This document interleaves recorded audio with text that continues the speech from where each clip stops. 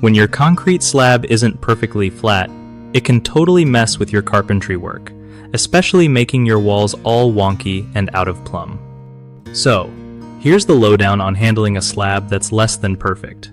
First off, always check that slab with a level before you start framing. Like, seriously take your time to spot any dips or high spots.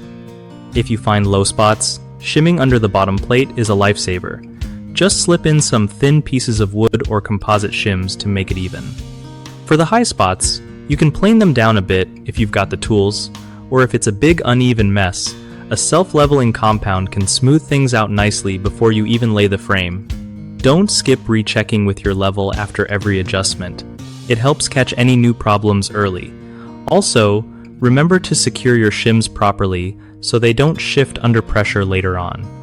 If you leave imperfections unchecked, your walls could lean or twist, which looks ugly and can cause structural headaches down the road.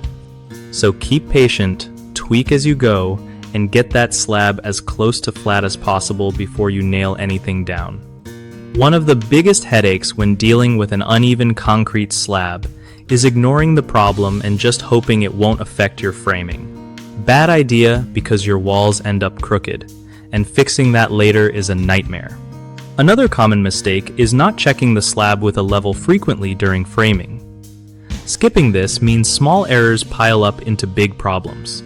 The third is using makeshift fixes that don't hold, like loose shims or ignoring high spots instead of planing or leveling them. This can make your wall framing unstable or uneven. To fix these issues, always measure carefully and often. Invest in proper shims and leveling compounds, and take time to prep the slab before framing starts so your walls go up straight and solid. BigHomeProjects.com is clutch for homeowners trying to find trustworthy local contractors who really know their stuff, making sure your project doesn't turn into a headache. For contractors, it's a great way to connect with people looking for help, so they get steady work without jumping through hoops.